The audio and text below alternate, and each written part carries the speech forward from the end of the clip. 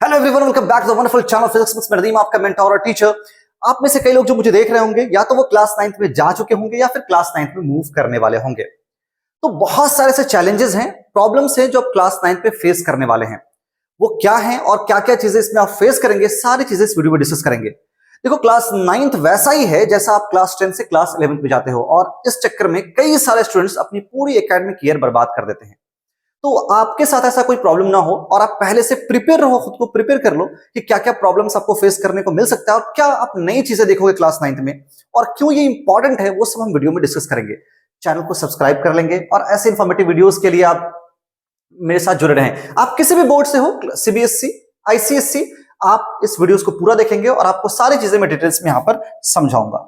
देखो, तो नए जगह जब जाते हैं तो बहुत सारे चैलेंजेस आते हैं। वैसे ही क्लास 9th में जब मूव करोगे, न्यू क्लास होगा, न्यू चैलेंजेस होंगे और बहुत सारे न्यू अपॉर्चुनिटीज भी आपको मिलने वाली हैं। इसके साथ हम बात करेंगे कि क्या डिफरेंस है क्लास 8 से क्लास 9th में, ऐसा क्या हो जाने वाला है। कुछ तो होगा। क्या होगा? देखो, थोड़े से आप बड़े कहलाओगे, बड़े इन द सेंस के आप प्राइमरी स्कूल में थे, क्लास 9th में आप हाई स्कूल में चले जाओगे, तो थोड़े, वैसे तो आप समझदार हो ही, थोड़े और समझदार आप बन जाओगे।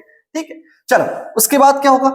आप जो रोट लर्निंग कर रहे थे, रोट लर्निंग यानी कि कॉन्सेप्चुअल चीजें नहीं, ज्यादा थियोरिटिकल चीजों पर फोकस कर रहे थे, याद कर रहे थे आप ज्यादातर चीजें, समझ कम रहे थे। क्लास 9th में आने के बाद जो चीजें आप पढ़ोगे, आपको थोड़ी चीजें लॉजिकल लगने लगेंगी। बेसिकली आपको लॉजिकल यानी कि दिमाग का इस्तेमाल करना पड़ेगा, थोड़ा सा आपको दिमाग खर्च करना पड़ेगा पढ़ने के लिए। चलो, बहुत बढ़िया। तो कॉन्सेप्चुअल लर्निंग आपको करनी होगी, लॉजिकल लर्निंग यहां पर करनी होगी, सिर्फ रट्टा मार नहीं चलने वाला। वैसे करोगे तो पास कर जाओगे, फिर आगे प्रॉब्लम आने वाला है, तो रट्टा मार चीजें आपको नहीं करनी है।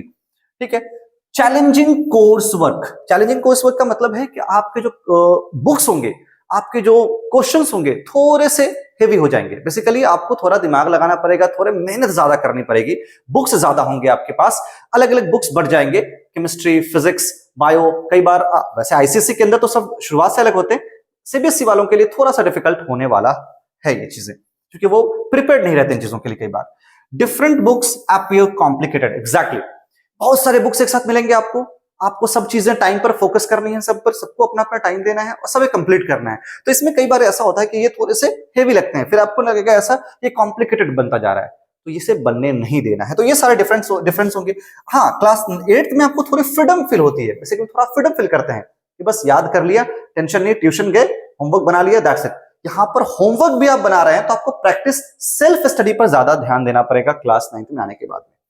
ये चीजें समझ में आ गई। चलो, डिफरेंस कहां आ रहा है? डिफरेंस कहां आ रहा है, एक एग्जांपल से समझते हैं। सपोज कि आप क्लास 8th में हो, आप क्लास 8th की मैथमेटिक्स पढ़ रहे हो। क्लास 8th की मैथमेटिक्स में आप बेसिक अलजेब्रिक इक्वेशन पढ़ोगे। Basic algebraic equation, for example आप देखो 2x + 3 = 5, इस तरह से इक्वेशंस पढ़ते हो जिसमें वन वेरिएबल के इक्वेशन ज्यादा होते हैं, अलजेब्रिक इक्वेशंस। आप जब क्लास 9th में जाओगे तो आपको इक्वेशंस 2 वेरिएबल में मिलने लगेंगे, थोड़े से कॉम्प्लेक्स इक्वेशंस हो जाएंगे, कॉम्प्लेक्सिटी आ जाएगी और बहुत सारे नए चैप्टर्स ऐड होंगे जो अभी तक आपने नहीं पढ़ा है। तो यहां पर थोड़े से चीजें कॉम्प्लेक्स हो जाएंगी। मैं आपको डरा नहीं रहा हूं, प्रिपेयर करा रहा हूं। मैं आपको बताऊंगा चीजें बहुत आसान है, मैं ये नहीं बोल रहा बहुत टफ है, बहुत आसान है।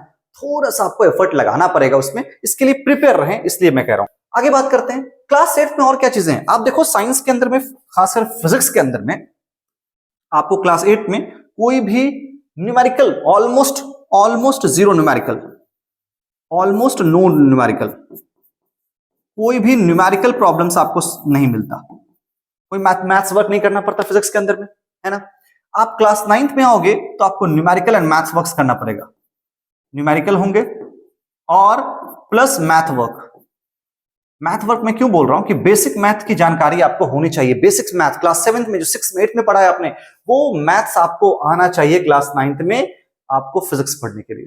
बहुत सारे चैप्टर्स आपके पूरे न्यूमेरिकल्स बेस्ड होंगे। ग्रेविटेशन चैप्टर जैसे आपको आ जाता है, आपको मोशंस के चैप्टर आएंगे, वो सब न्यूमेरिकल्स बेस्ड, आपको बहुत सारे न्यूमेरिकल भी उनको आपको फेस करना पड़ेगा। तो ये प्रॉब्लम आपको आ सकता है, मैं एग्जांपल से समझा रहा हूं। तो क्या सच में आपको परेशान होने की जरूरत है? बिल्कुल भी नहीं। Answer is no. बिल्कुल रिलैक्स रहना है आपको।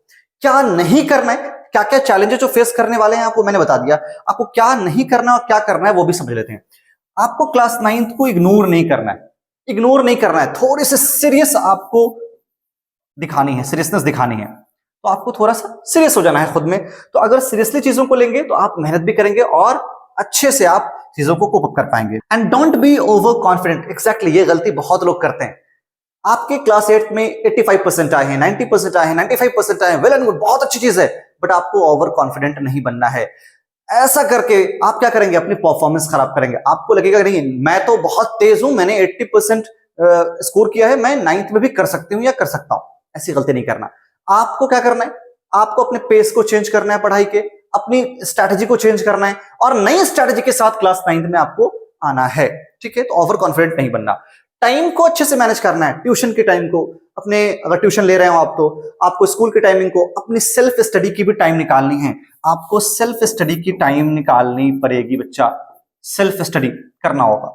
Study on time and practice, exactly. और टाइम पर पढ़ाई करेंगे, प्रैक्टिस जरूर करेंगे। ऐसा नहीं कि जो स्कूल में पढ़ाई हुआ, ट्यूशन में पढ़ा, आपने खुद से पढ़ा, उसे फिर बस्ते में लाकर रख दिया, नहीं। You have to practise by your own. आपको खुद से प्रैक्टिस करने की रिक्वायरमेंट होगी। न्यूमेरिकल्स बनाएंगे, क्वेश्चंस करेंगे, बुक्स पढ़ेंगे, बुक्स पढ़ने की आदत डालेंगे। बुक्स पढ़ेंगे, सिर्फ होमवर्क नहीं बल्कि आपको बुक्स भी पढ़ना होगा ताकि आपके कॉन्सेप्ट स्ट्रांग हो। बहुत इंपॉर्टेंट है। बुक्स पढ़ेंगे, क्वेश्चंस को सॉल्व करेंगे। तो ये सारी चीजें अगर करेंगे तो बहुत चीजें आसान हो जाएंगी। इसमें 2-3 चीजें और भी हैं जो मैं यहां पर आपको ऐड करके बता रहा हूं। वो क्या करना है, देखो, प्रैक्टिकल वर्क पर भी ध्यान देना है। समझो, आपको प्रैक्टिकल वर्क पर भी ध्यान देना है। मतलब जो स्कूल में प्रैक्टिकल वर्क होता है उसे इग्नोर कर देते हैं, वैसा नहीं करना है। आपको प्रैक्टिकल वर्क पर भी ध्यान देना है। उसके बाद नॉट ओनली होमवर्क, जो मैंने बताया आपको, नॉट ओनली होमवर्क, आपको सेल्फ स्टडी करना है, ऑल्सो सेल्फ स्टडी, ये भी रिक्वायर्ड है। देखो, सबसे बड़ी गलती क्या है कि हम होमवर्क करने को पढ़ाई समझ लेते हैं। जब होमवर्क करते हैं तो हमें लगता है हमने पढ़ाई किया है, लेकिन नहीं। आप 4 घंटे बैठकर, 2 घंटे बैठकर आप होमवर्क करते रह जाओ, वो पढ़ाई नहीं है आपके लिए। आपकी पढ़ाई वो है जब आप सेल्फ स्टडी करोगे और आप प्रैक्टिस करोगे, वो ज्यादा आपको हेल्प करने वाला है। होमवर्क करना बिल्कुल जरूरी है। स्कूल के होमवर्क्स करेंगे, उससे आपकी प्रैक्टिस होगी, उससे आपकी मेमोरी तेज होगी, बेसिकली आप चीजें समझ पाएंगे, कॉन्सेप्ट आपका स्ट्रांग हो जाएगा, आपके लिए नोट्स तैयार हो जाएगा, वो सब सही है। बट आपको सेल्फ स्टडी भी करनी होगी। सेल्फ स्टडी में इसका मतलब यह है कि आपको खुद से बुक्स पढ़ना होगा, आपको टॉपिक्स पढ़ने होंगे, क्वेश्चंस करने होंगे। अगर आप ऐसा करते हो तो क्लास 9th आपके लिए बहुत आसान हो जाने वाला है। तो अभी से, अगर आप क्लास 9th में जा चुके हो, बहुत अच्छी बात है, जाने वाले हो, तो ये सारी चीजों का ध्यान रखोगे और शुरुआत से ही फॉलो करना। कल के लिए मत छोड़ना कि कल कर लेंगे, अभी बहुत टाइम है, ऐसा बिल्कुल नहीं करना है, शुरू से करना है। मैं फिर से एक बार चीजें कह देना चाहता हूं कि क्लास 10th से क्लास 11th पे जाओगे तो 11th और 9th आपके ऑलमोस्ट बहुत सारे टॉपिक्स सिमिलर मिलेंगे। तो अगर आपकी बेस मजबूत होगी 9th की ना, तो आप क्लास 11th, अगर आप आगे जेईई की तैयारी करने वाले हो, नीट की तैयारी करने वाले हो, तो आपकी बहुत हेल्प होने वाला है आपका। तो अगर आगे आपको अच्छा करना है, आगे आपको किसी चीज की प्रिपरेशन करनी है और आपको 11th बर्बाद नहीं करना है अपना, तो अभी से भी मेहनत करना शुरू कर दो। आप क्लास 9th को भी स्ट्रांग बना लो, बेस स्ट्रांग होगा तो क्लास 11th भी अच्छा आपका जाने वाला है। तो इस वीडियो में इतना ही। बने रहे मेरे साथ ऐसे इंफॉर्मेटिव कंटेंट के लिए। चैनल को सब्सक्राइब करेंगे, बहुत सारे इंफॉर्मेटिव कंटेंट और लेक्चर्स आपको टाइम टाइम पर मिलते रहेंगे। तो मिलते हैं अगली वीडियो में। Till then enjoy your time. Thank you everyone.